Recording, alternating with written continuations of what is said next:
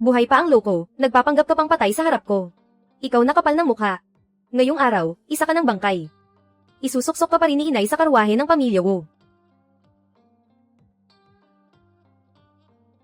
Malapit nang malagot ang hininga ng binata ng pamilya Wu. 120 pilak para ipambili ng taong ipapalamay. Katumbas lang ng perang inabot mo kay Lei Mei para makapasa sa pagsusulit. Hindi ako pupunta. Dahil nasakop na ang katawan mo, ako ang sisingil sa utang mo. Hindi ako pupunta. Ikaw ang nagpasya sa kasal na iyan. Kung gusto mong pumunta, ikaw ang pumunta. Bumaliktad na ang mundo mo. Buhay ka pa, kapal ng mukha mo, hindi kita pagbibigyan.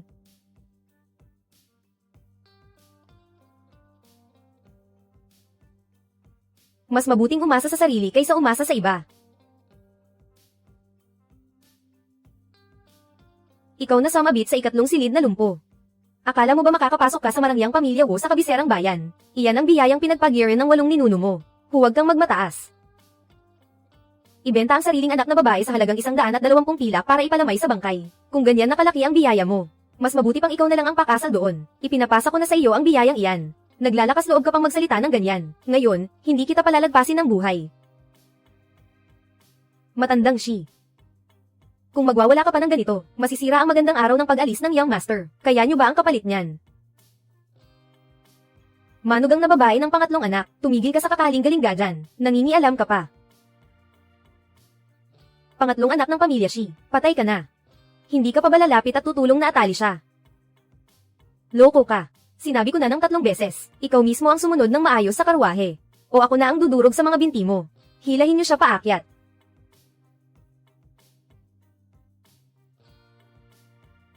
Sige, dahil ayaw niyong mabuhay ako. Sabay-sabay na tayong mamatay. Loko ka. Nagdala ka lang ng munting bowl ang putik na maitim, para lang takutin ako, akala mo. Sinipa ba ng pinto ang ulo mo? Ganun ba? Dilatan nyo ang mga mata nyong parang aso at malinaw na tingnan.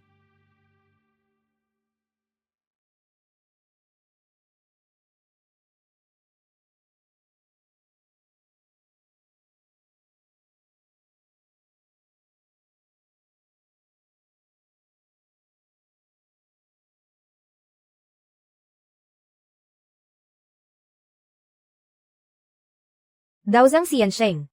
Itira mo na lang sa akin ang pampalusog na larong iyan. Ano raw, kaya pa ba ng lakas mo?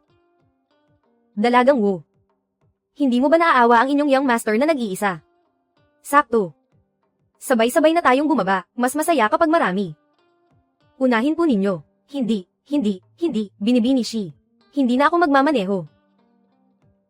Ika-4 na tiyo, ikaw ang magiging iskolar at manggagawa ng pamilya namin sa hinaharap. Wala kang mararating. Baka ayaw mo ring bata ka pa. Pero pasabugin ka na parang pinulbos na karne, ikaw. Ano ba talaga ang gusto mong mangyari? Pumunta ka sa pamilya Wu at magpatawag ng diborsyo. Mula ngayon, ang aking pag-aasawa, ako na mismo ang magpapasya. Wala nang may lakas loob na pumilit sa akin. Kung ganoon, sabay tayong mapapahamak, umalis. Umalis ka agad. Hindi kayang abutin ng aming pamilya Wu ang ganitong mapapangasawa. Kayo sa pamilya Shi, isang tao lang. Sumama kayo sa akin at kunin ang kasulatan ng diborsyo. Kayong dalawang walang kwenta. Bakit hindi pa kayo gamulong na papuntang pamilya Wu at magpatawag ng diborsyo? 120 pilak, ha, anak ng kamalasan. Ikaw na malas na kulog ng langit. Ang lakas mong sumagot sa nakatatanda. Hindi ka ba takot mapunta sa 18 antas ng impyerno? Gusto ni Lola na bumaba muna sa ilalim para maghanap ng daan para sa akin. Matutulog muna ako sandali. Kapag nakahain na ang pagkain, tawagin ninyo ako. Kung hindi, naiintindihan ninyo ba?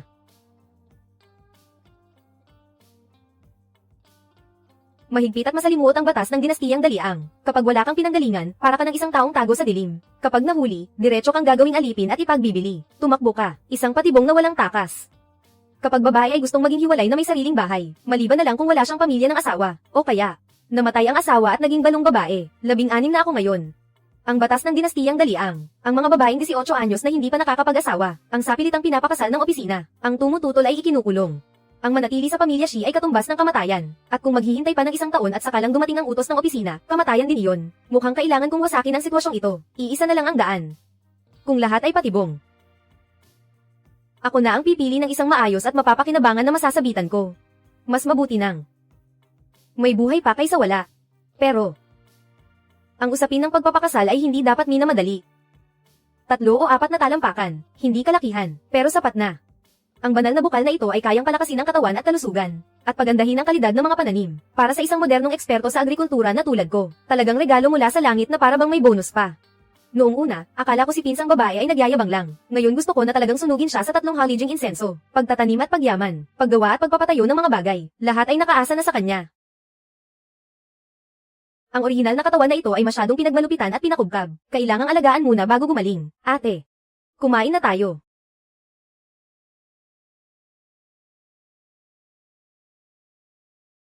Kaunti lang ito, pakain sa pusa. Hindi pa magaling ang sugat ko sa ulo. Kailangan ko pang magdagdag ng lakas. Pumunta ka, magpakulo ng 2 itlog. Anong klaseng itlog pa? Ikaw talaga.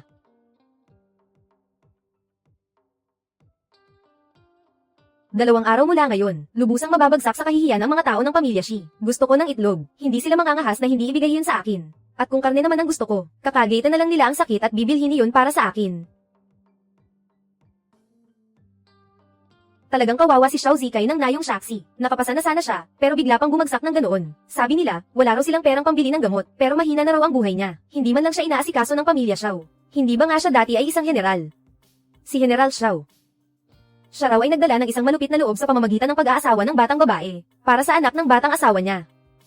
Ipinaghiwalay pa niya ang sarili niyang ina at mga kapatid ni Xiao Zikai, at sinulat pa niya ang sulat ng paghihiwalay sa pamilya, kaya matagal na siyang bumalik sa kabisera para tamasahin ang kasaganaan. Mabagsik din pala ang ugali ni Xiao Zikai na iyan. Para protektahan ang kanyang asawa at mga kapatid, hindi man lang siya pumunta sa kabisera. Sayang naman. Ang pinakamarunong mag-aral sa buong bayan. Ang tadhana niya. Naputol.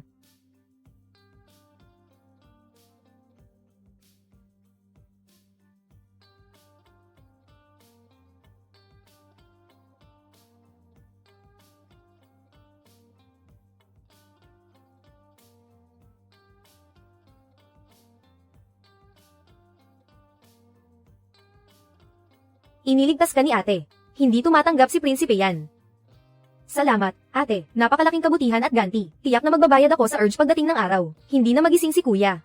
Inagaw pa nila ang bigas ng lola. Gusto kong makahuli ng isda para makapagluto ng sabaw na pampalakas kay kuya. Sino ba ang mag-aakala? Napilay pa ang binti niya. Akala ko kung sino, siya pala ang malas na iyon. Kapatid ni Xiao Zikai. Talagang malas, parang butas ang bubong tapos inabutan pa ng malakas na ulan sa gabi. Inay.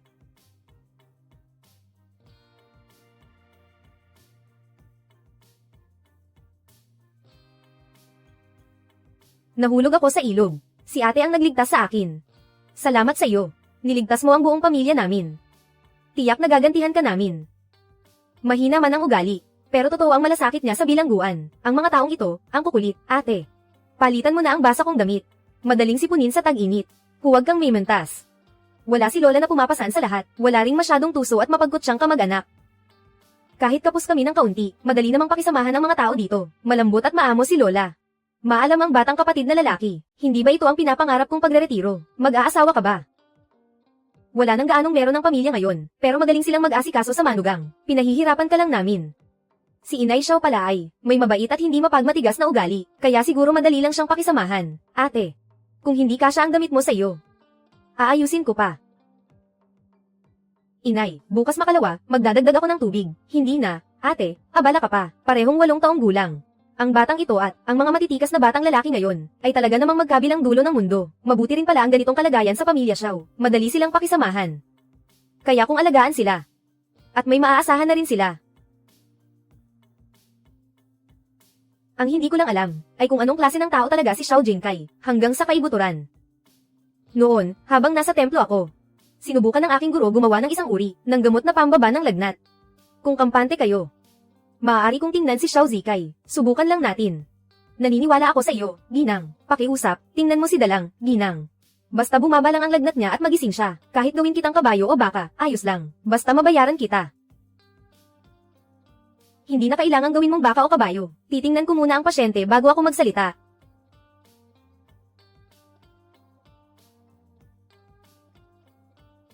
Hindi ko inakalang si Xiao Dalang ay napakagwapo pala. Parang eksaktong bagay sa panlasa ko. Bukod sa medyo payat, standard na gwapong binata naman siya. Sobrang galing ng pagkakalagnat niya, baka lampas na sa 39 na degree. Kung patuloy pa yan, hindi pwede. Ginang. Ang gamot na iyon. Talaga bang makakagamot sa kanya? Dapat ay may bisa ang gamot ko sa kanya. Gusto ninyong subukan? Oo. Hanggat may kahit kaunting pag-asa, susubukan namin lahat. Magpadala ka ng kalahating mangkok ng maligamgam na tubig. Ito ang gamot na ginawa ng matandang Diyos na immortal. Espesyal na pampababa ng lagnat.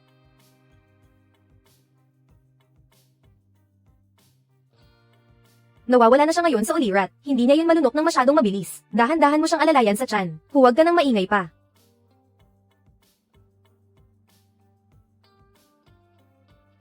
Noong unang panahon, lalaki at babae, magkahiwalay na silid ang tulugan. Kailangan pa rin mag-ingat. Hayaan si Nanay Xiao ang magpakain, mas bagay iyon.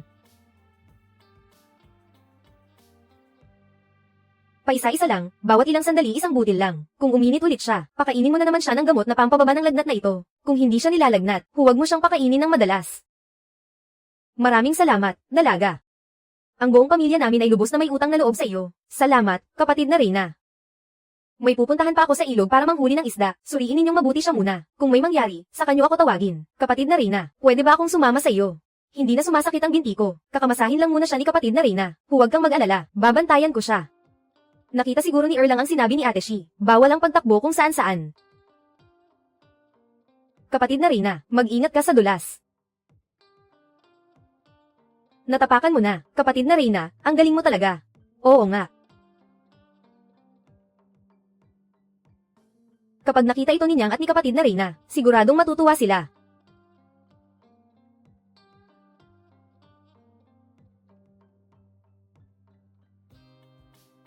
Hindi ako mag-aasawa. Sige na, pakawalan mo na ako. Wala kang alam, ang sarap manggialam. Ang pamilyang Wu ngayon ay mayaman na. Makakapag-asawa ka pa riyan, malas lang ng bugok na si Bai Tao. Ina. Kapatid na Reyna, sumunod ka sa likod ko. Pakawalan mo siya, pakawalan mo ako. Ang bruha na namang matandang babae ng pamilyang Wu. Mukhang hindi ako pumunta para dumalo sa libing, kaya napalitan pa ako. Ang pamilyang Wu naman, si Xiao Mei ang pinapalit. Kabilang siya sa aming pamilyang Xiao. Si matandang ginang ang nagpasya na ipakasal siya, kaya kailangan siyang magpakasal. Hindi uubra ang panghihila mo. Haharapin kita.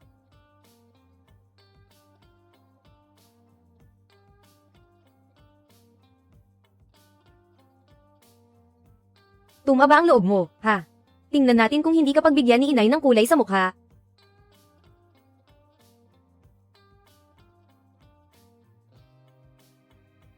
Sino ka ba?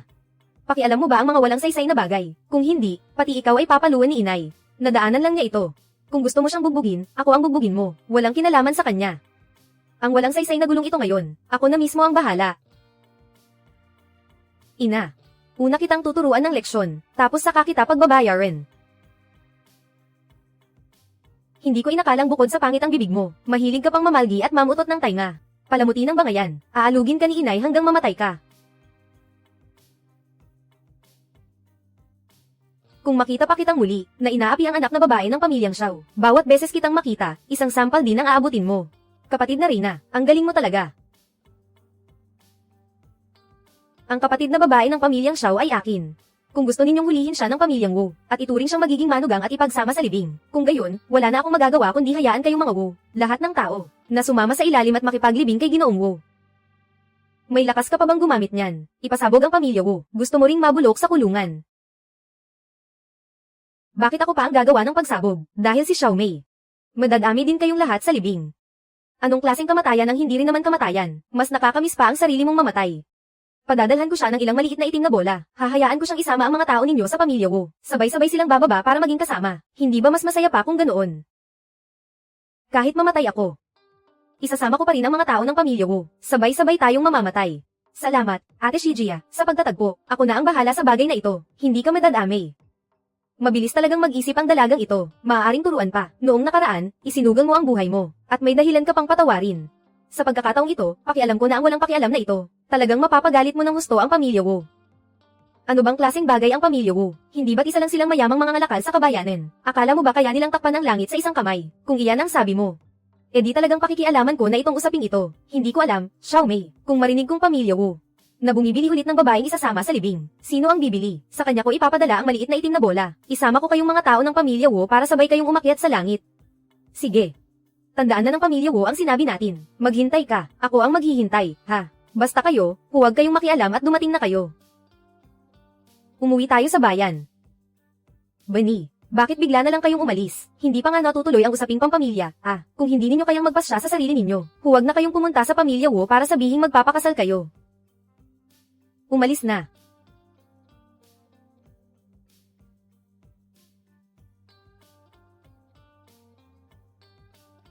Puno, bakit po kayo nandito?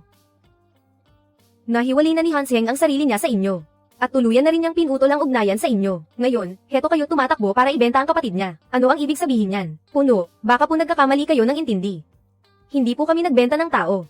Si Lola ko po ang nagsabi kay Tatlong Mukha na napagkasunduan na ang isang maayos na kaanak sa kasal. Naparito lang kami para tumulong sa pag-usap ng pamamanhikan. Ang totoo, ano ba talaga? Alam ninyo naman sa sarili ninyo.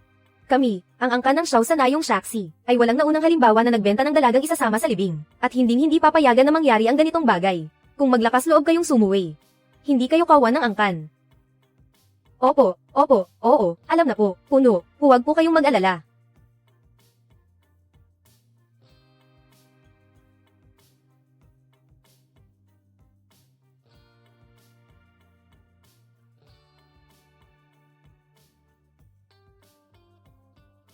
Hindi pwede si Hanseng. Hindi ba kayo pwedeng magpakalakas-lakas sa sarili ninyo? Naghiwalay na ang pamilya ninyo at naputol na ang ugnayan ninyo. Kung kailangan ninyong maging matigas kayo. Opo.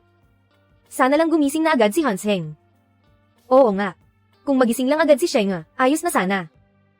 Mas mabuti ang umasa sa sarili kaysa umasa sa iba. Pero ang hina-hina mo pa rin. Kahit sabihin pa, walang silbi. Narito ako at ilang matatanda sa angkan. May daladalang kaunting pilak na pinag-ambagan namin. Dalhin mo na at magmadaling ipatingin kay Hansong. Maraming salamat sa malaking kabutihan at malasakit ninyo, Puno at ilang matatanda. Pagkagising ni Shenga, tiyak na maghahangad kaming maibalik agad sa inyo ang pilak. Kung hindi na siya madyay gising, isauli ko pa rin ang pilak na yan. Hindi tayo nagmamadali, iligtas muna natin si Hanseng. Dalaga, maraming salamat po sa pagmamalasakit mo sa mag-ina ng pamilya Xiao kanina. Gayunpaman, ang pamilya Wu ay hindi lamang mayaman sa county seat, kundi ang kapatid ng ginang Wu ay nakapag-asawa rin bilang isang kerida ng gobernador. Kahit ang mga opisyal sa county ay nagbibigay galang sa kanila. Kaya mag-ingat po ang dalaga maya-maya.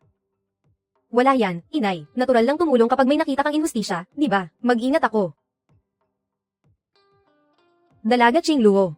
Maraming salamat talaga sa iyo ngayon. Ang kabutihan mo. Gagantihan namin kapag nagkaroon kami ng pagkakataon. Huwag kayong mag-alala. Tsaka, sakto lang. Nakita ko ang dalawang bruha ng pamilya Wu. Hindi sila titigil sa inyo. Naisip na ba ninyo kung paano sila haharapin? Hindi rin namin alam. Dalaga Ching Luo, may paraan ka ba? Ano sa tingin ninyo ako? Mabait ang dalaga Ching Luo. Kung gayon, kukunin ko na ang alok na magpakasal sa inyong pamilya. Magiging manugang ninyo ako. Magiging hipag ako ni Xiaomei at Erlang. Ano sa tingin ninyo? Sa ganoong paraan, kung manggahas silang saktan kayo muli, magagawa ko silang ayusin. Sa legal na paraan. Ang ibig mong sabihin, gusto mong magpakasal sa aming pamilya. Dalaga Ching Luo, hindi sa ayaw ko. Pero nakita mo na ang sitwasyon namin. Kung magpakasal ka sa amin, magiging mahirap ang buhay mo. Wala pa ring malay si Hanseng. Ang aming pamilya ay may utang pa, na mahigit 10 pilak. Kulang na nga kami sa pagkain. At kung hindi talaga magising si Hanseng, ikaw, bilang asawa, ay magiging isang byuda sa murang edad. Hindi namin kayang gawin ito sa isang taong mapagbigay. Alam na ninyo ang tungkol sa pamilya Shi na gustong ipadala ako sa pamilya Wu para ilibing kasama ang patay. Dahil alam na ninyo. Kung hindi ako magpapakasal ng kusa, ang aking pamilya ang magiging aking kamatayan. Ang pamilya ninyo ay sadyang bagay para sa akin. Hindi ko kinasusuklaman ang inyong kasalukuyang kahirapan at problema. May isang kahilingan lang ako. Kung magpakasal ako dito, ano man ang gagawin ko sa hinaharap, hindi kayo dapat makikialam. Mas mabuting ako ang mamuno sa bahay. Bilang kapalit, aalagaan ko kayo, at gagawin kong maunlad ang buhay ninyo. Sa tingin ko, si Xiao Hanseng, pagkatapos inumin ang gamot na ibinigay ko, ay dapat gumaling. Kung sakaling hindi talaga siya magising, wala akong pakialam kung maging byuda. Basta masaya akong mabuhay. Ang gamot na ibinigay ng dalaga ay talagang epektibo. Salamat sa langit at lupa, Hanseng. Malapit ka ng maglabing-7, dapat ka ng mag-asawa. Sa sitwasyon ng pamilya natin ngayon, wala na tayong pwedeng asahan. Mas magdurusa pa ang babaeng mapapangasawa mo. Kung may dalagang gustong magpakasal sa ami, siguradong siya ay isang mabuting dalaga. Kaya tutulungan ka na ni nanay. Unahin mo munang asawahin ang manugang na babae pabalik. Iniligtas niya ang kapatid mo at ang kapatid mong babae. May silbi rin ang gamot na pinapainom namin sa inyo ngayon. Siya ang malaking tagapagligtas ng pamilya natin. Di ba sabi naman? Hindi ba sinasabing dapat tumbasan ng kasal ang utang na loob sa pagligtas ng buhay? Bumawi na tayo ng maayos. Kaya, tumbasan na lang ng kasal. 4 na tiyahin. Talagang gusto mo bang mapang-asawa kami? Oo naman. Kung hindi, hindi ako kusang mag-aalok nito. Sabi mo, sumasang-ayon ako, at maipapangako ko pa. Pag napangasawa mo na kami, magiging iisang pamilya na tayo. Ituturing kitang parang tunay na anak na babae. Alam kong mahina ang loob ko. Hindi ako bagay maging may bahay. Kaya kung mapapangasawa mo ako, ang pamilyang ito ay sa inyo na. Pero may isa rin akong hiling. Basta mabuti ka kay Shenner, at maayos mo si Yanner at Lear, okay na. Siyempre, ang damdamin ay nahuhubog sa pagsasama. Basta mabuti kayo sa akin. Natural lang nagantihan ko kayo ng patas. Huwag kang mag-alala. Kung mapapangasawa mo ako, siguradong hindi ko pahihirapan ang 3 mong anak na babae, at hindi ko rin hahayaang apihin sila ng iba. Magkakaroon na tayo ng hipag. Kailan mo ba ako papakasalan? Hihintayin mo pa bang magising si Shenner? Hindi kaya bukas na lang ako magpakasal sa inyo. Sa pangalan pa lang, napangasiwaan na ni Xiao Hengcheng ang lahat, para hindi sasabihin ng iba na minamadali natin. Mga tao sa lumang tahanan ng pamilyang Xiao, kung lalapit pa sila para manggulo. Ako na ang bahala magwales sa kanila. Ayoko rin namang araw-araw nakaharap ang ganyang mga tao, ang mga tao sa pamilya ko. Papayag ba ang mga tao sa pamilyang Shi? At saka, ngayon sa bahay namin, hindi na rin kami makapaglabas ng malaking halaga para sa dote, hindi na kailangan ng dote. Kaya ang mga dinala kong gamit, ituturing ko na lang na sarili kong gamit, hindi bilang dote. Ako na ang bahala sa mga tao ng pamilyang Shi, dahil kasal na ito, hindi na rin kailangang maghanda ng piging. Kaya, pumasok ka na muna. Kapag gumanda na ang kalagayan ng tahanan namin, hahayaan ko si Shenner na ipaghanda ka ng isang piging. Ang dote ay darating din, at ako naman, magdadagdag pa ng isa para sa iyo ng hiwalay. Sige. Di, ayos na yan. Bukas na bukas din ako magpapakasal sa inyo. Buka, magpapadala ako ng tao para mamanhikan sa inyo. Kailangan yan. Kung hindi, baka kung ano-ano na lang ang sabihin ng iba sa likod mo balang araw. Sige. Kung gayon, bukas ng umaga magpadala ka na ng tao para mamanhikan sa pamilyang Shi.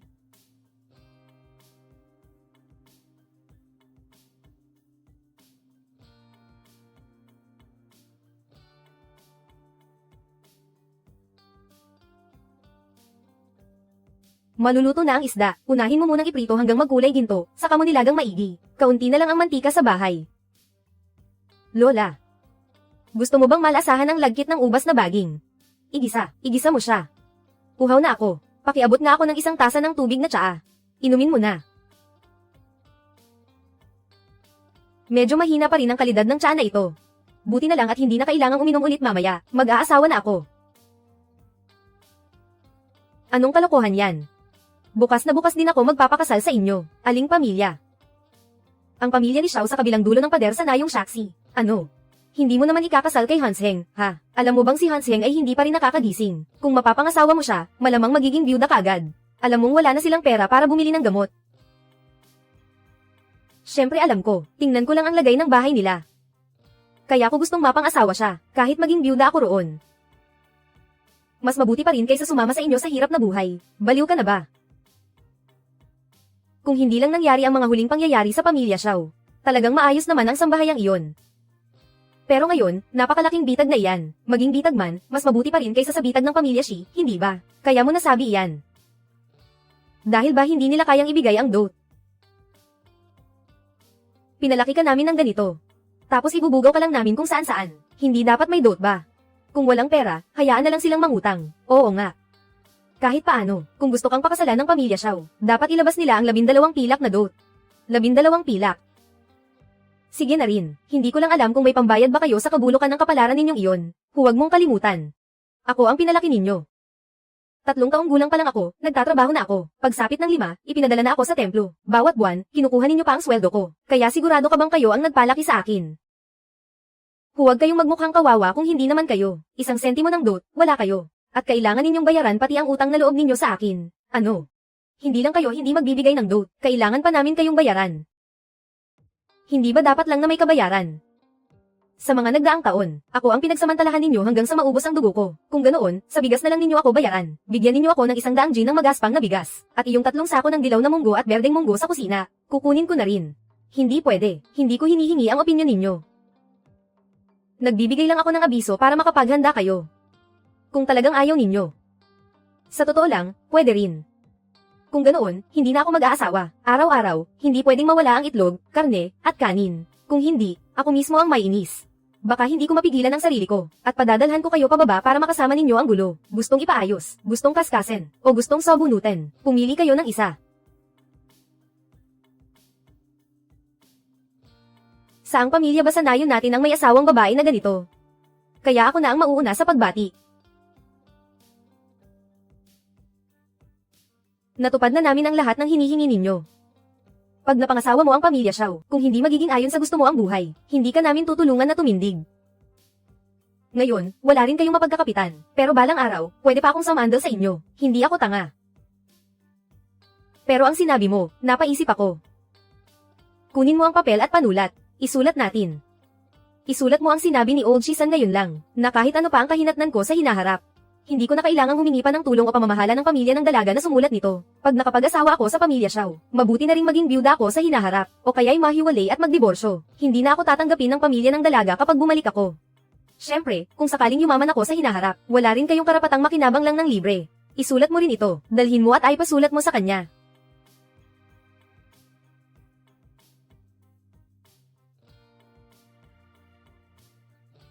Kapag nandyan na ito, sa hinaharap, magiging babaeng rehistrado ka na, hindi na magiging malaking problema.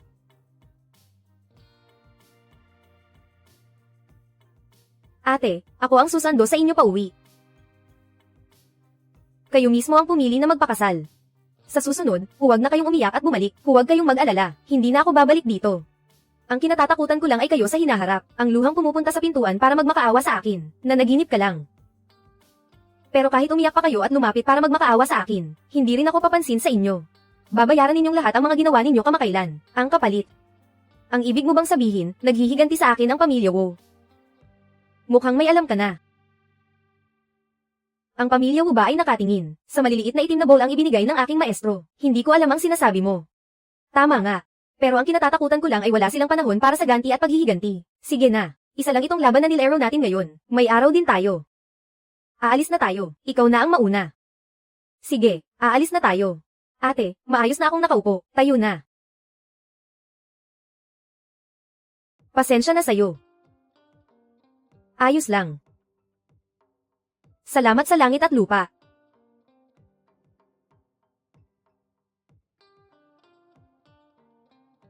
Lahat ay bumaba na ang lagnat. Bakit hindi pa sila nagigising? Mukhang hindi tama to. Hindi pa rin sila nagkakaroon ng bali sa buto.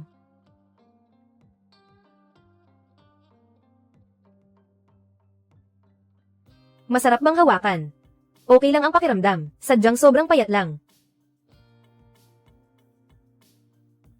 Kaya mo nang bitawan ang kamay mo. Nabitiwan na. Sino ka? Ako ang manugang mo, Shi Qingluo. Hello po, asawa ko. Anong ginagawa mo? Sa tingin ko, parang nananaginip ako sa sarili ko, kaya niyakap kita. Para magising ka sa realidad. Walang anuman. Sandali lang, pupunta ako at tatawagin ang nanay mo at ang iba pa. Ang punong angka ng pamilya Xiao at iba pang mahalaga, ay dapat nasa labas pa at umiinom sa salo-salo. Pwede ko silang sabay na ipaalam, gising ka na. Pwede mo bang ayusin muna ang damit ko? Ang tanga, hindi ako tumira sa inyo para makinabang lang. Gusto ko lang suriin kung may mga sugat ka. Bagamat okay naman ang pakiramdam ng kamay. Aalis na ako.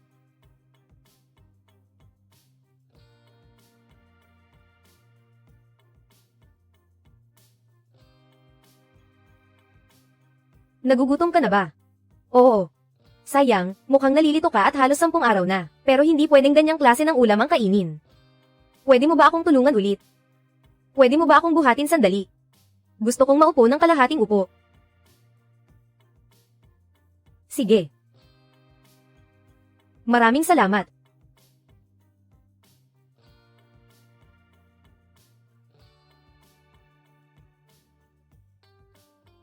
Inay. Tumakbo ng malayo. Nagising na ako. Mula ngayon, may aasahan na ako. Punong angkan. Sa gitna ng pagkahilo ni Hansheng. Maraming salamat sa pag-aalaga sa aking ina at sa aking mga kapatid na lalaki at babae. Mabuti at nagising ka na. Maswerte rin ang asawa ni Hansheng. Ang asawa mo pa nga ang voluntaryong nagpakasal para lang magdala ng saya sa inyo. Mahirap makahanap ng tapat na damdamin na ganyan. Dapat mong pahalagahan. Huwag mag-alala ang pinuno ng angkan. Opo, gagawin ko. Hatid ko po kayo, pinuno ng angkan. Tuloy po kayo at ipagpatuloy ninyo ang pag-upo. Inay, pwede po bang ipaliwanag ninyo ngayon? Bakit bigla akong nagkaroon ng asawa? Kagigising mo lang. Pinakuha ko ng lugaw ang taga-Bailey para makakain mo. Kasama ko si Erlang na maglilingkod pa sa mga panauhin.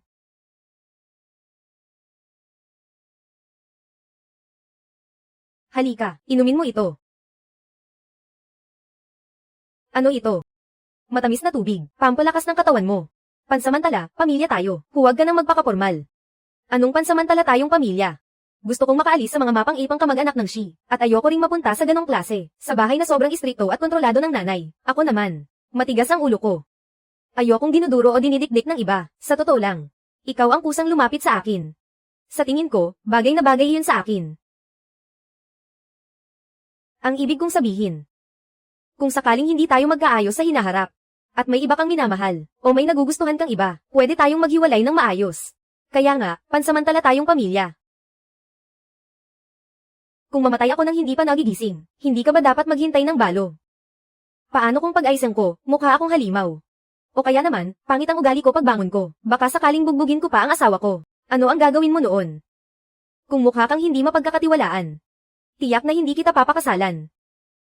At kung magising ka at manggahas kang saktan ako, sisiguruhin kong iiyak kang tawag ng tawag sa tatay mo at nanay mo. Tapos, pauuwiin kita sa kanila. Wala akong ibang gusto. At sa hinaharap, hindi rin ako magkakagusto sa iba. Kaya huwag mo na rin isipin ang tungkol sa maayos na hiwalayan. Habang ako ang asawa mo sa isang araw. Hindi kita pahihiyain. Sa halip, aalagaan kita ng maayos. Ang ibig mo bang sabihin ay, kapag hindi ako naging maayos, hindi ka rin magiging maayos? Sige. Kung ganoon, subukan na lang natin ang kasal. Kapag bagay, manatili. Kapag hindi bagay, maghiwalay. Sa susunod, ipagpapatuloy mo pa rin ba ang pagkuha ng pagsusulit para maging opisyal? Kung ganoon, ako ang bahala kumita para buhayin ang pamilya. Ikaw ang bahala sa kagandahan mo na parang bulaklak, at sa pagkuha ng pagsusulit para maging opisyal. At sa amin, sandalan mo na lang kami. Ang kinis mo at ganda na parang bulaklak, basta alagaan mo ng maigi ang mukha mo. Madali akong natutuwa kapag tinitingnan ko yan. Sige. Susundin ko ang gusto mo. Napaka-telenovela ng mga eksena ng dalagang ito sa pagkikita nila ng iskolar. Ang owa talaga.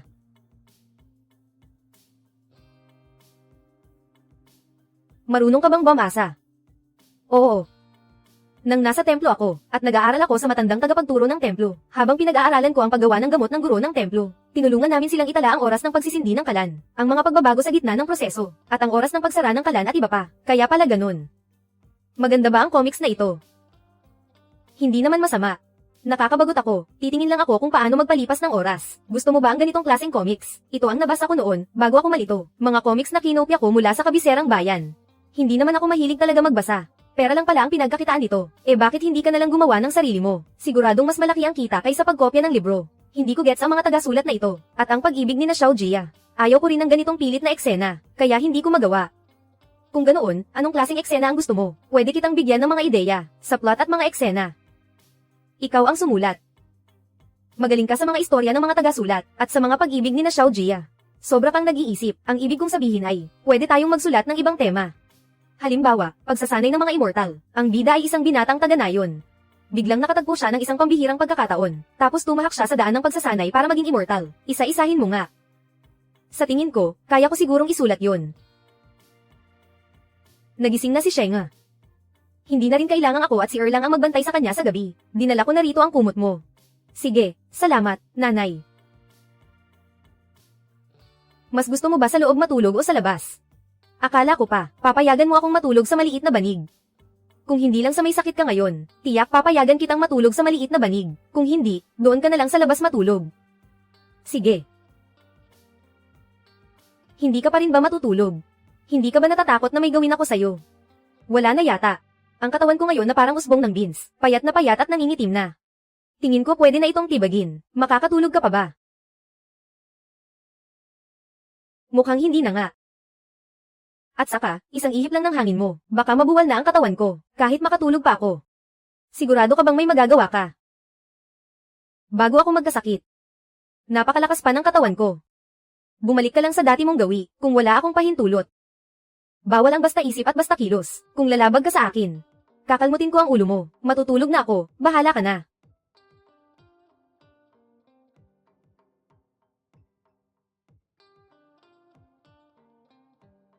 Anong suntok ang pinagsasasabi mo? Taiji Kwan para sa kalusugan, iyan ang itinuro sa akin ng aking maestro. Kapag hindi ka na ganoon kaina ang katawan, ituturo ko rin sa iyo ang suntok na ito.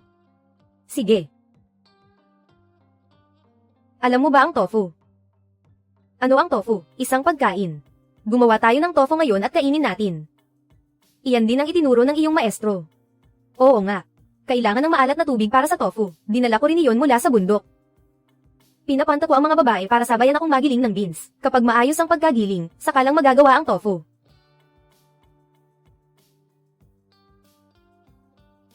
Manugang na babae, talagang nakakagawa ka ng tofu. Oo, pagkatapos nating magawa, maaaring pumunta ang lahat dito sa bahay para matikman. Manugang, pati pag-alis mo sa kama, kaya mo na. Lahat iyan ay dahil sa husay ng aking manugang.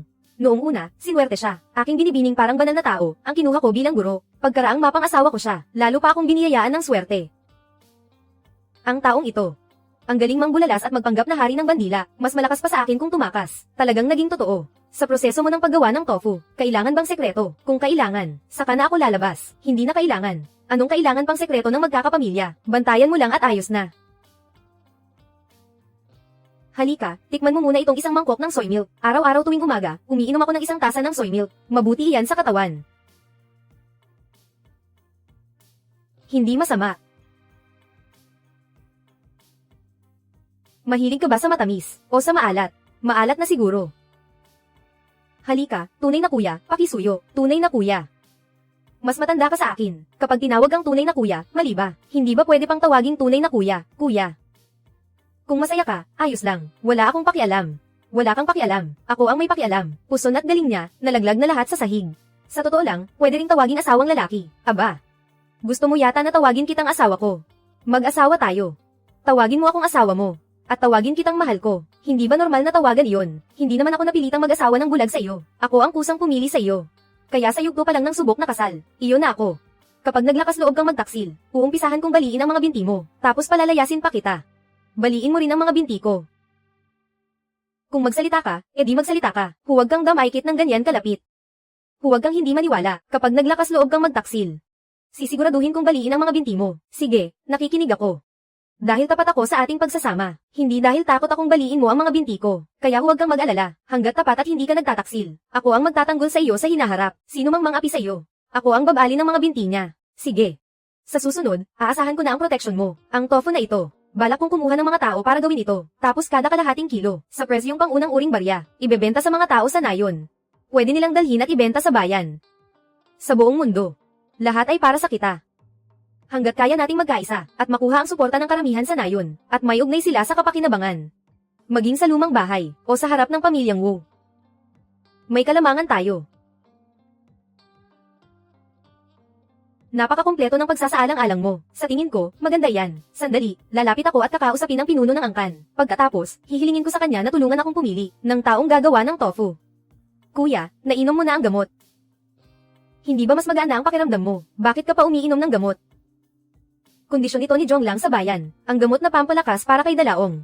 Sabi nila, para sa pagpapatibay ng katawan ni Ginoong Pei Yuan, ang gamot na iyan ang pumukaw sa kanya. Bakit bigla na lang parang ibang tao na siya? May problema ba sa gamot na ito?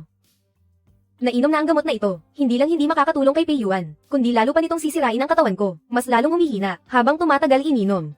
Baka maging parang marupok na palay pa. Nay, nung nahihilo ako. Yung latak ng gamot pagkatapos nilang pakuluan, nandyan pa ba? Oo, nandyan pa. Lahat ay nabagsak doon sa sulok ng bakod sa likod bahay.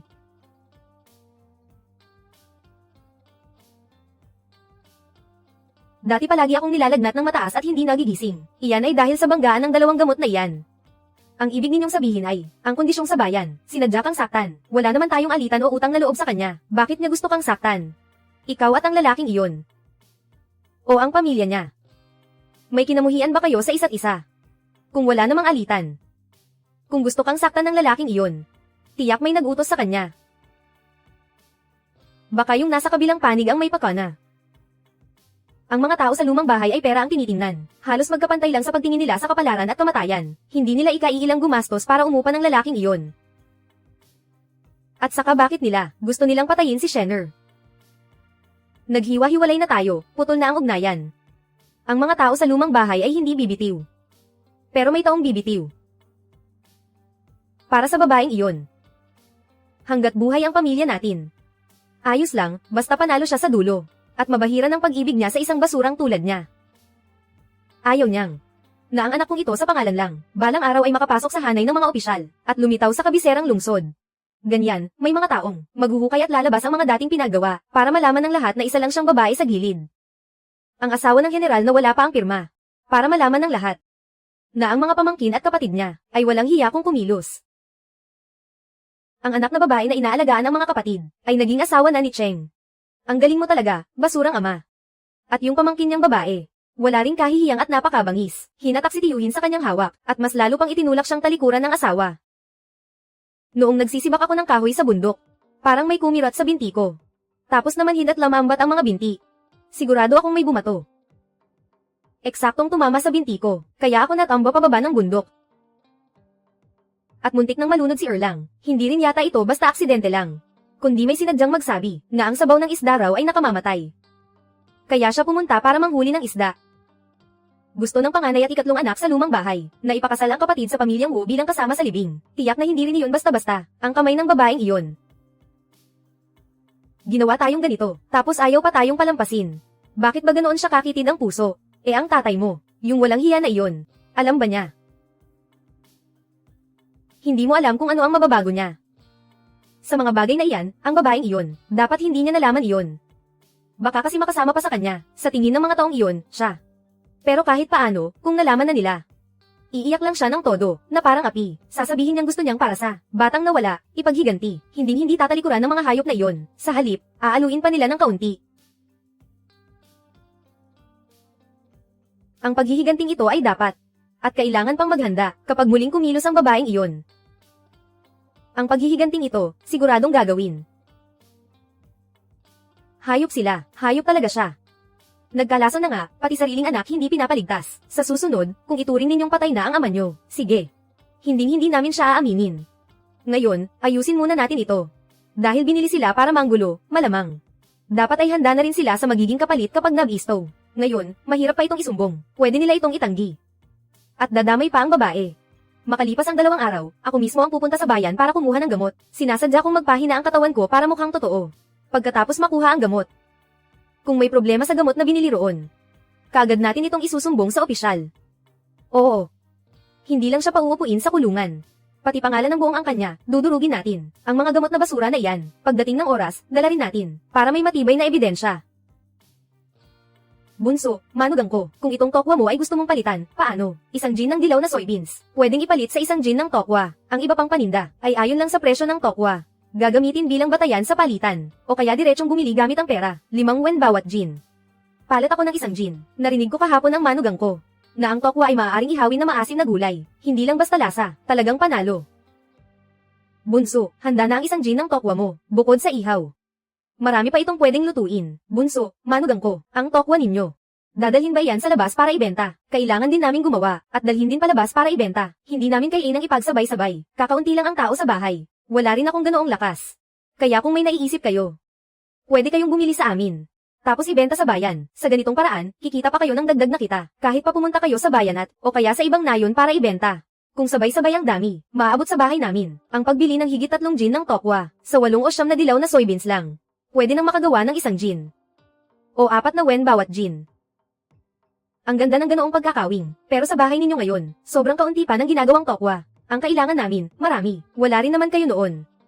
Kaya makalipas ang 2 araw, maghahanda kami ng isang paggawa ng tofu. Maghanap tayo ng tulong para gumawa ng tofu. Sa dami, tiyak na lalo pa iyon. Nagsabi na ang asawa ko sa pinuno ng angkan, para tumulong na mag-recruit ng mga tao. Buksan mo. Buksan ninyong lahat para sa akin. Manugang na babae ng pinakamatandang anak, ang mga tofu na ito, kukunin namin. Ano ang ihahanda mo na ipapalit dyan? Ako ang hipag ninyo. Kumain ka ng kaunting tofu, ano naman ngayon? Kailangan mo pa ring magpalit ng ibang bagay. Ang punto, si matandang Ginoo, at si matandang Ginang ay gustong kumain ng tofu, kaya tingnan natin. Oo, ang mga tofu na ito, pang-alalay lang sa lolo at lola ninyo, at kayong mga mahihina at may sakit pa, bakit pa magtatayo ng pagawaan ng tofu? Mas mabuti kung hayaan ninyo ang kuya ninyo, at ang pangatlong tiyo na tumulong sa paghawak nito, konting hirap lang sa buong pamilya. Wala namang masama. Paano mo nagawang manakit? Huwag kang matakot, inay, nandito ako. Ito ang pagawaan ng tofu ng pamilya ko. Hindi ko na kailangang abalahin pa ang kuya at ang pangatlong kapatid ko. Ang tofu na ito. Nangangako rin kaming ibibigay ito sa iba. Huli na kayo dumating. Ikalawang kapatid, may ilang bagay na mas mabuting pag-isipan muna bago magsalita. Sa pamilya ko at ng asawa ko, putol na ang ugnayan ninyo sa akin. Manugang na babae ng pinakamatandang anak, ano ba ang sinasabi mo? Ako ang ikatlong asawa mo. Siya ang manugang na babae ng kuya mo. Naghiwalay na ng pamilya at naputol na ang dugo. Kung ganoon, kayo rin ay tao ng pamilya Xiao ko, kahit hindi ninyo kami ituring na isang bahay. Kung gayon, dapat kilalanin pa rin siya ng lolo ninyo. Hindi pwedeng itapon ang kabutihang loob. Kahit ang nakatatandang nakaupo sa luklukan ay hindi kumikilala. Pagkalipas nito, kuya, kailangan mo pang mag-exam sa pagiging opisyal. Una, naghiwalay na kami ng pamilya at naputol na ang dugo. Pati ama, hindi na ama. Kung ganoon, lolo pa rin ba ang lolo ninyo? Nariyan pa ang mga lumang papeles ng pagkakasali ng ari-arian. At saka, ang ama ng asawa ko. Siya mismo ang tumakbo pa kabiserang lungsod para magpakasaya. Hindi na niya inalagaan kung sino man ang ama at ina niya. Ang ama ng asawa ko, na pinalayas na. Ang anak ng naputol na pamilya at putol na ang dugo. Kung gusto ninyo siyang pangasiwaan, hindi ba ibig sabihin ay puputulan din ninyo ang pagkakamag-anak niya? Sa daan ng walang paggalang sa magulang. Sa ilalim ng pangalang itong kawalan ng paggalang sa magulang. Ang ama ng asawa ko na naputol na ang ugnayan. Pero kapag inireklamo ng mga opisyal, hindi natin alam kung mapapanatili pa ang pwesto ng general. Kaya ninyo pa ba itong maprotektahan? Kung talagang gagawin ito ni General Xiao, ano ang kaiban yun sa hayop?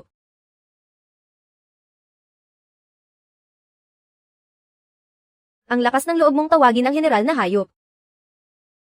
Ang sinasabi ko ay ang taong walang paggalang sa ama at ina ay hayop, at isinasama mo pa talaga ito sa katawan ng general. Ayon sa sinasabi mo, talagang naging hayop na walang paggalang sa magulang siya. Talagang makapangyarihan si General Xiao. Kaya naglakas loob siyang hayagang sumuwi sa atas ng nakakataas. Sa patakarang pinaghaharian ng paggalang sa magulang, iyan ay pwedeng pagmulan ng pagpasok ng hukbo at pagkalipol ng angkan. Pero sa totoo lang, naghiwalay na kami ng pamilya at naputol na ang dugo. Hindi na matatakasan ang pagkakasabit nyo rito. Pero kayo, hindi nyo pa rin ako matatakasan. Sabi nyo tapos na ang pagkakamag-anak, pero pamilya pa rin tayo. Pagkatapos putulin ng pamilya at ugnayan, habang nalilito pa ang asawa ko, kayo pa ang tumakbo rito at inagaw ang pera at pagkain. Inapin nyo at binugbog ang nanay ko. Mas walang hiya pa nga. Ang balak nyo pa ay ibenta ang kapatid kong bunso, para ipasama sa libing ang anak ng pamilya Wu sa bayan ng county. Noong panahong iyon, bakit walang sinasabing kinuha ang alilang babae para tumulong? Kaya dito ko ipinapahayag. Hindi kailanman magbebenta ang pamilya namin ng tofu sa pamilya Xiao. Kung may bibili ng tofu sa bahay namin, at ibebenta sa pamilya Xiao, mula ngayon ang tofu ng pamilya namin. Hindi na rin ibebenta sa kanya, kayong mapanlinlang na nilalang, huwag ninyong susobrahan.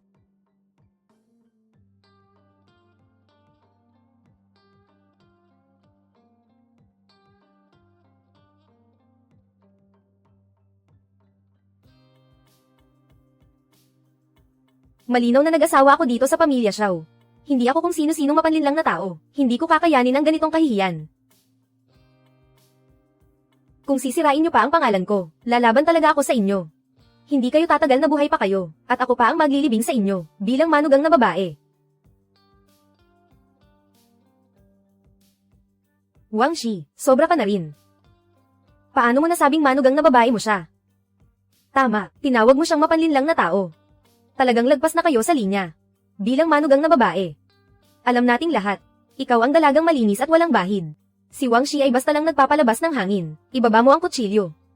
Mag-usap tayo ng maayos. Totoo ba? Kung ganoon, humingi ka ng paumanhin sa akin. Humihingi ako ng paumanhin. Hindi ko dapat basta minura ka. Ako ang may kasalanan sa dila ko. Malinis at malinaw ang sitwasyon mo. Bilisan mong ibaba ang kutsilyo. Ang bunganga ay para magsalita at kumain. Hindi para mang-insulto ng tao, Wang Shi. Sa susunod, mag-ingat ka na. Kung hindi, sa ibang tao, hindi na ako magiging ganito kadaling kausapin. Sige, palitan natin ang usapan at ang tofu. Sino nga ba ang natitira? Ate. Ang lupit ng pagtomba mo sa mesa kanina. Marunong ka rin bang makipaglaban? Kaunti lang. Noong nasa templo pa ako, itinuro sa amin ng aming guro ang self-defense. Sayang lang. Matanda na siyang sumakabilang buhay na. Kaya pala, turo iyon ng matandang Diyos. Kaya pala ang galing mo ng ganyan. Hindi nakapagtataka na alagad ka ng matandang Diyos. Hindi nakakatakot ang masasamang tao. Gaya ni Wang Shi, mga api na, matapang lang sa mahihina. Basta mas masama kayo kaysa sa kanya. Mas mabangis kaysa sa kanya. Matatakot na siya. Tama. Dati, masyado akong maamo. Kaya nasanay silang apihin ako. Kaya ako at ang bunso kong kapatid, kailangang tumayo sa sarili naming paa. Dapat maging matigas kami hanggang matakot pati sarili namin, para wala nang iba na mangangahas pang umapi sa inyo. Kung sino man ang aapi sa inyo sa hinaharap, sipin nyo sila hanggang magtalsik ang ipin nila. Hipag, kaya ko ba talaga? Kaya kung maging kasing lakas mo. Sigurado, tuturuan kita ng martial arts simula ngayon. Bumalik si Nawang at Wu nang walang tagumpay. Sa susunod na lola ko, dapat kang kumilos sa iyong sarili. Pagkatapos ng lahat, siya ay isang matanda. Hindi namin magagamit ang paraan na ginamit upang makitungo sa pamilya Wang. Makitungo sa kanya. Huwag kang mag-alala, may paraan talaga ako. Harapin mo ang iyong lola. Panatilihin silang masunurin at masunurin. Mabuti. Ako ang magiging backer mo. Gawin mo lang lahat ng gusto mo, Lao Xiao. Masyadong malakas ang iyong talento, tama ba? Napakasmooth ng pagkakasulat ng kwentong ito, malakas na pakiramdam ng paglulubog. Sa tingin ko ito ay mahusay na nakasulat. Parang, maaari kang magpatuloy sa pagsusulat, mabagal mong isulat ang picture book. Bukas ng umaga, sundin na lang natin ang plano. Pumunta kami ng nanay ko sa bayan para kumuha ng gamot. Ako nga pala ang nag-aalaga sa black-hearted na Laoxiang na iyon. Dahil naglakas loob akong gawin ito sa oras, ang mapanlinlang na bakod na gamot na ito. Dapat may tao sa likod nito. Pumunta ka sa medicine hall bukas, siguraduhin ilanta dito sa publiko. Palalin ang mga bagay. Pagdating lang sa Fred Teeth, doon lang siya mapipilitang ibunyag kung sino ang nasa likod ng mga eksena. Makatitiyak ka, hindi ko lang babasagin ang kanyang tanda bukas. At hayaan siyang magsuot sa ilalim ng bilangguan, pagkagising ng anak. Hindi ka ba komportable kahit saan sa nakalipas na mga araw? Wala akong naramdamang discomfort pagkagising ko. Napakahina lang. Ang hirap bumangon sa kama. Ako ay nakoma sa loob ng maraming araw. Normal ang pakiramdam na mahina. Kailangan mo pa ring uminom ng gamot sa loob ng ilang panahon upang mapunan ito muli. Shi Laoxiang. Magre-reseta ka ng gamot. Hindi mo ba kailangang suriin muna ang pulso ng aking asawa? Ako ay gumagamot sa mga pasyente ng higit sa 20 taon. Hindi mo kailangang i-diagnose ang iyong pulso para malaman kung paano magreseta ng gamot. Tinatanong mo ba ako? Kung gayon, mag-hire ka na lang ng iba, Gao Ming. Curious lang ako. Pagre-reseta ng gamot nang hindi sinusuri ang pulso, maaari ba akong magreseta ng tamang gamot? Magkakaroon ba ng anumang masamang sintomas? Ngayon na nireseta ko na ang Race Eta. Naturally, maaari kang magreseta ng tamang gamot. Hindi mo naman turn bilang babaeng nayon para bigyan ka ng payo. Napakasungit mo, misis. Pagkatapos ng gamot sa oras na ito, huwag kang pumunta sa medicine hall para arestuhin ako. Ito ang iyong gamot. Isang kabuuan ng 20 tail ng pilak. Nagdagdag si master ng ginseng at mahalagang tonics. Dadalhin kita ng 2 tail. Ito ay para na kay Xiao Zikai.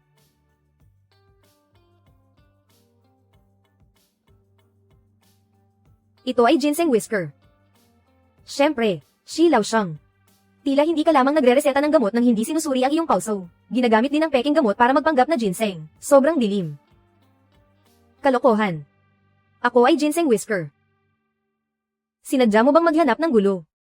Kung maglakas loob kang kumilos ng walang ingat, I will ask someone to report it to the official. Bayaran ito pasulong, kung hindi ka mag-uulat ngayon. Ikaw talaga ang halimaw na numero 1 ng pagpaparami ng hayop, hindi lang peking tao na ginseng ang nasa gamot mo. Pampalakas ng katawan kunwari. Pero may halong 2 klase ng lasong gamot. Kung totoo ngang kainin niyan ng ginan ko ng 3 araw. Baka sa huli nang hihina na lang siyang nakahandusay sa higaan. Mabubuhay pa ba siya matapos noon? Ikaw na tusong babaeng ito, sinadya mong mangtuligsa. Hindi ko ibebenta ang gamot na ito, ibalik mo. Nanghihina na ang loob mo kaya gusto mong man-iron ng ebidensya. Aminin mo na. Pumatay ka na. Bitiwan mo ako.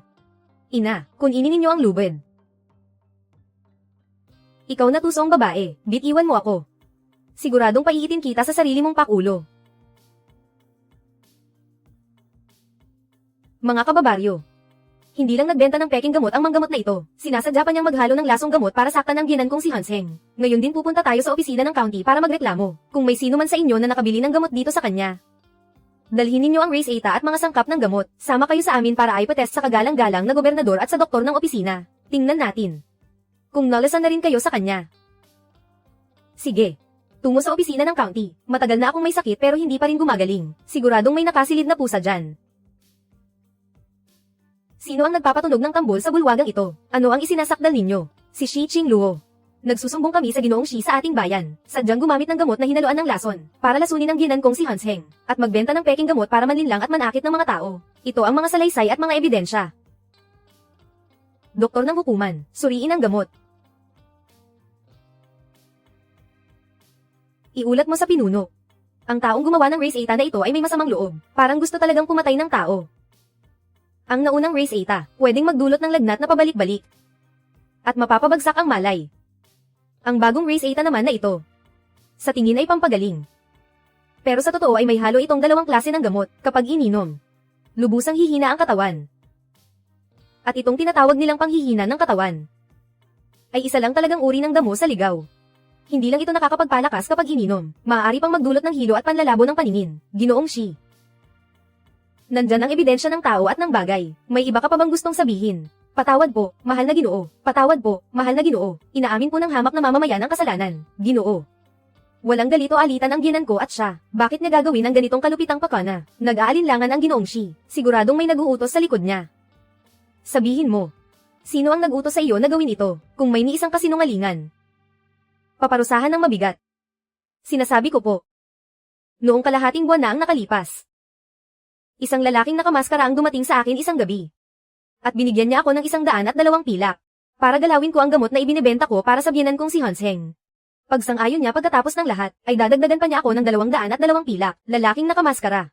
Alam mo ba kung anong boses ng lalaking iyon, at ano ang hitsura niya? Ordinary lang ang damo, hindi talaga alam ng ordinaryong tao. Dumating iyon bago maghating gabi, nakasuot ng itim na kapote ng kawayan. Sadyang pinababa ang boses. Ordinaryong tao, nakita lang niya na itinapon nito ang 102 barya. Ang manugang na babae ng pamilyang Xiao. Kamakailan lang, sino ang nakabigkis ng iyong biyenan? Ganitong kalalim na sama ng loob at puot, hangat binili pa ang isang nakamamatay na salarin. Ayon po sa mga salita ng tagapamahala, hindi naman talaga natapos ang paghihiganti. Pero sakto, kalahating buwan lang ang nakalipas. Ang ama ng aking asawang lalaki, para itama ang isang suliraning panlabas, nais niyang angkinin ang asawa at patayin ang asawa. Itong gawing byuda ang asawa. Hindi kinaya ng biyenan kong babae ang kahihiyan, at nakipaghiwalay sa kanya.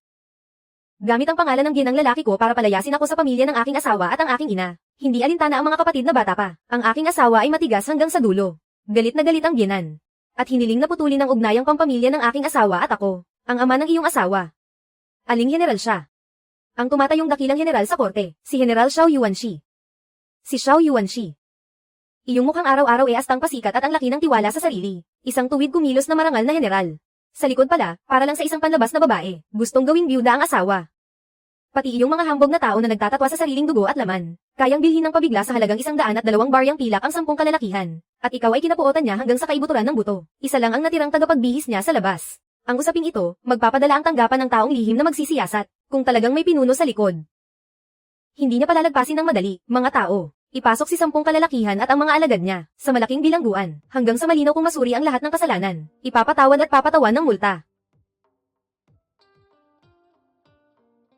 Maraming salamat po, mahal na Ginoo, sa pagtataguyod ng katarungan. Linis at ayos, ang lupit mo talaga. Sa harap ng tagapamahala ng lalawigan, hindi ka man lang natakot kahit kaunti. At sinabi mo pa ang lahat ng mga bagay na iyon. Inay. Kaya mo rin pala. Kailangan mo lang maging matapang na gawin ang unang hakbang. Itong haliparot at ang babaeng iyon, itulak kayo sa kalagayang ito. Sa hinaharap, magkakaroon ng pagkakataon. Siguraduhin mong bigyan mo sila ng kulay at ipakita sa kanila. Ako. Hindi ko man lang makita ang mukha ng babaeng iyon. Paano ko siya bibigyan ng kulay? Mas mabuti pang maunang maglabas ng sama ng loob sa ilang sampal. Tapos hayaan silang maakasin ng ingay at pulutin ang mga gamit nila. Inay, huwag po kayong mag-alala, kahit wala pang pagkakataon. Kami ni Matandang Xiao ang gagawa ng pagkakataon para sa iyo. Mabuti. Kung magkakaroon ng pagkakataon, susubukan ko. Itong basurang papel. Isang kutsilyo, 100 wen pa ang halaga. Itong mga iskolar noong una. Parang ginto na ang panulat nila sa pagsusulat. Iyong pinakapaborito ng young master na bulaklak na lila chrysanthemum. Halos mamatay na. Ang mga tagagawa ng bulaklak sa bayan, lahat ay pinadaan na, wala nang silbi. Pinapanta niya ako para humanap ng taong marunong mag-ayos ng bulaklak. Saan ako kukuha ng isa para gawing iba iyon? Pero gumastos ang young master ng 200 wen dito. At binili pa mula sa kabiserang lungsod. Kung talagang mamatay iyon, ang bayad ko sa upa nitong 2 buwan, hindi pwedeng hindi mapipigil. Maliban na lang kung biglang bumagsak ang isang diwata na hardenero mula sa langit. Kayong 2 kuya, magaling ako sa pag-aalaga ng mga bulaklak. Ikaw. Isang babaeng nayon lang mula sa kanayunan. Ang galing mo pala sa pag-aalaga ng mga bulaklak.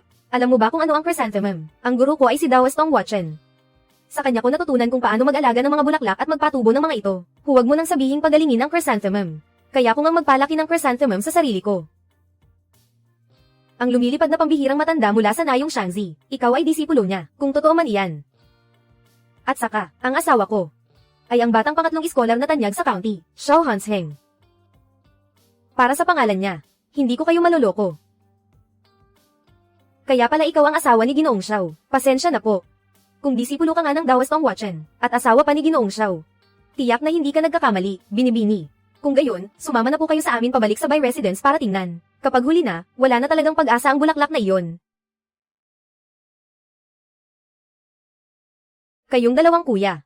Base sa tono ninyo. Sikat na sikat yata ang pamilya Bay sa county, ano? Mas mataas pa kaysa sa pamilya Wu, di ba? Syempre naman. Sa county town namin, ang pamilya Bay at ang pamilya Wu, para kaming tubig at apoy na di pwedeng magsama. Pero, ngayong nandito na ang bagong opisyal ng county, ang pamilya Bay namin ang pinakanagwiwagi. Bakit naman ang bagong opisyal ng county? Ang bagong opisyal ng county, pinsan niyo ng Reyna Ina. At anak ng lehitimong panganay ng tahanan ng mga marangal na opisyal. Ibig sabihin yan, ang pamilya Wu na nakasandal lang sa likod ng isang maliit na kerida ng hukom. Ngayon, hindi na manggahas umimik kahit isang utot.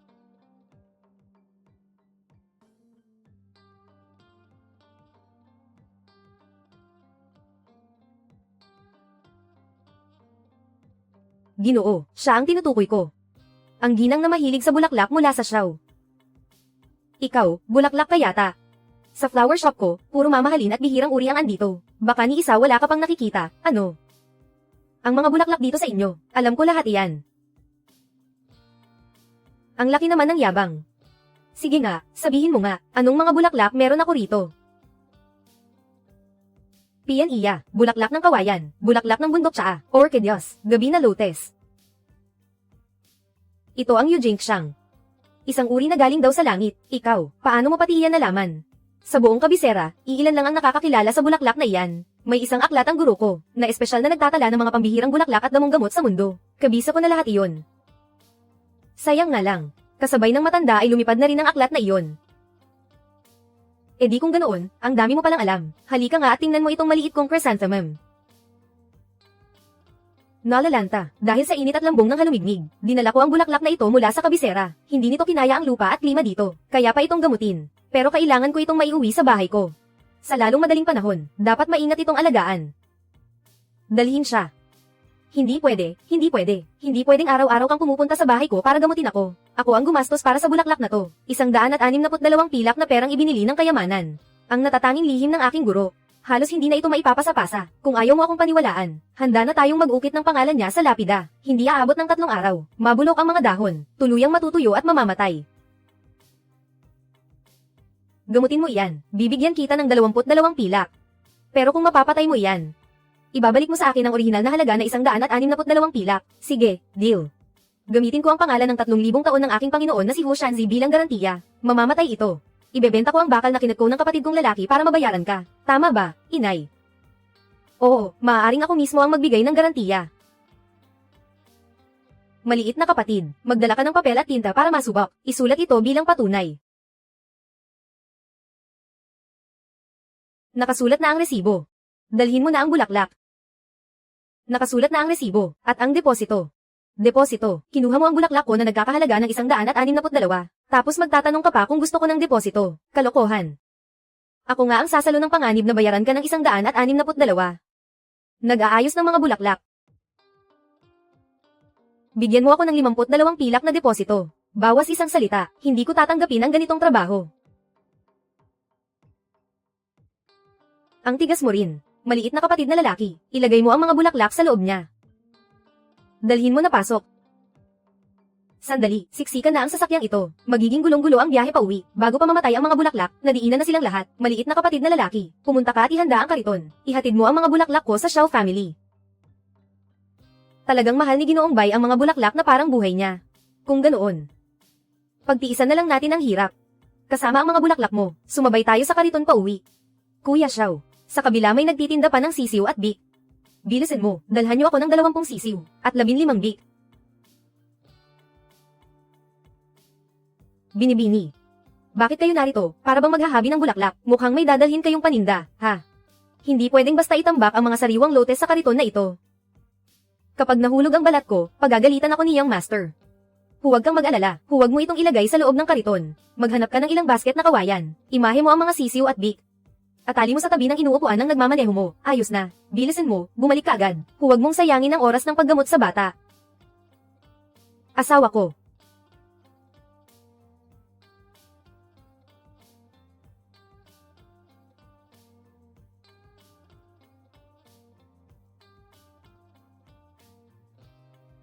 Nandito na kami.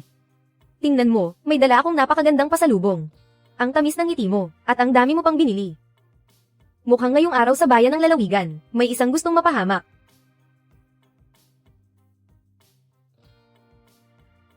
Matanda siya. Hindi lang ako nagdala kay Shilang Shang sa bilangguan ngayon.